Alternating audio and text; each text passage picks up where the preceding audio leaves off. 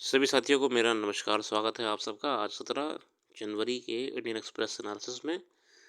तो आइए शुरू करते हैं आज का एक्सप्रेस एनालिसिस बिना किसी देरी के। पहले पेज पे कई खबरों में से एक महत्वपूर्ण खबर आती है कि इसरो का स्पाइसएक्स मिशन कामयाब हो रहा है और यूएस, रशिया, चाइना के बाद भारत पांचवा देश है जो कि स्पेस डॉकिंग को और बेहतर कर पाया है।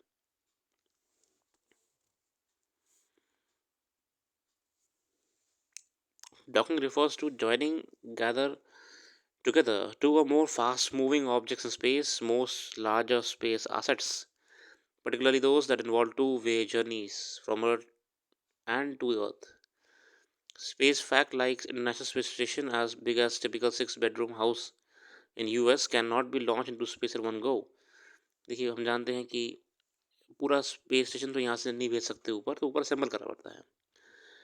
Satellite in space move at very high speed, so docking to happen, they have to move exactly the same speed so that relative to each other, they are more stationary. Docking thus is an extremely complicated process requiring very high precision maneuvers. बहुत ही complicated होता है। आगे बढ़ते हैं आज के editorials की तरफ और देखते हैं क्या कवर करा गया एडिटोरियल्स में।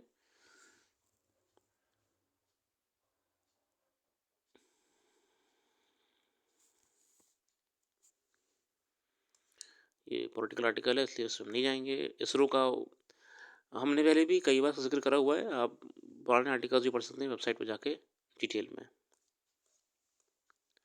स्पाइसएक्स मिशन के बारे में।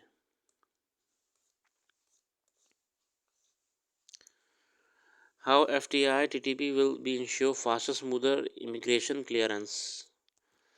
ये असल में होम मिनिस्ट्री ने fast track immigration trusted traveller programme शुरू करा है जिसके तहत फास्ट इमिग्रेशन होगा एयरपोर्ट्स पे। Indira Gandhi international airport in Delhi.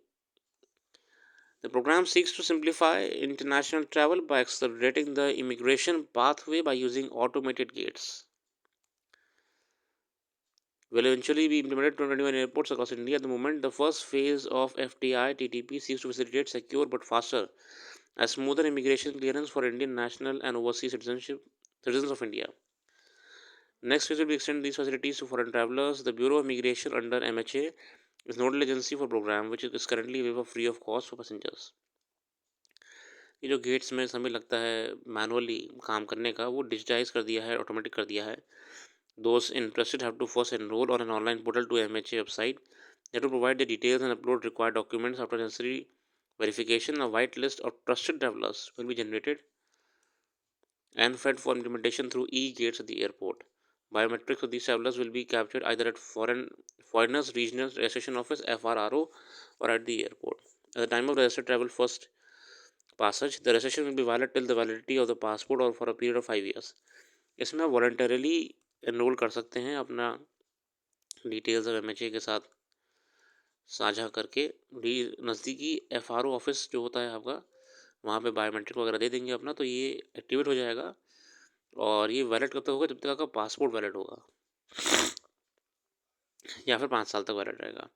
Registered travelers will simply have to scan their boarding pass and passport at the airport's e-gate and authenticate their biometrics. फ़ायदा क्या होगा? आप बस सीधे जाएंगे, एयरपोर्ट में एंटर करेंगे, ये ऑटोमेटिक पैसेजेस होंगे, आप अपनी डिटेल यहाँ स्कैन करेंगे और अंदर सारा वेरिफिकेशन वगैरह ऑटोमेटेड हो जाएगा आपका। On authentication, the e-gate will open automatically and immigration clearance will be deemed to have been granted.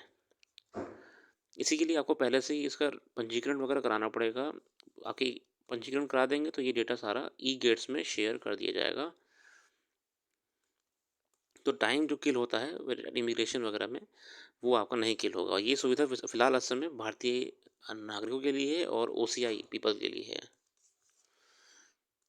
आगे देखते हैं अगला आर्टिकल क्या बात कर रहे हैं यहाँ पे। Unpacking Israel Hamas deal, how ISRO achieve space docking and why it matters. Space docking के बारे में ये और आर्टिकल है। India is now fourth country after US, Russia, China to demonstrate the capability of a critical step towards achieving several future goals, bringing back a lunar sample, setting up space station and sending a human to the moon. Docking and its importance. Docking is a process by which two fast moving spacecraft are brought to the same orbit closer to each other either manually or autonomously. Docking के माध्यम से जो ऊपर ये जोड़ा जाता है। बहुत ही सिंक्रोनाइज्ड एफर्ट होता है ये अपने आप में। यूएस कर चुका है बहुत पहले। 1966 में NASA Gemini 8 became the first spacecraft to dock with the target vehicle एग्जना। तो 1966 में ही यूएस ने ये कामयाबी हासिल कर ली थी, जो हमने 2025 में हासिल करी है। यूएसएसआर ने 1967 में ये काम कर लिया था। 1967 में फर्स्ट अनक्रूड ऑटोमेटेड डॉकिंग करा था उन्होंने। चाइना ने 2011 में करा था।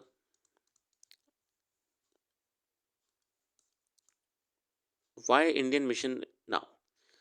अब देखिए वो इसरो अपना भारतीय अंतरिक्ष स्टेशन वहाँ बनाने का प्रयास करेगा, तो असेंबलिंग से ऊपर ही करनी पड़ेगी, इसलिए इन्होंने ये काम करा है।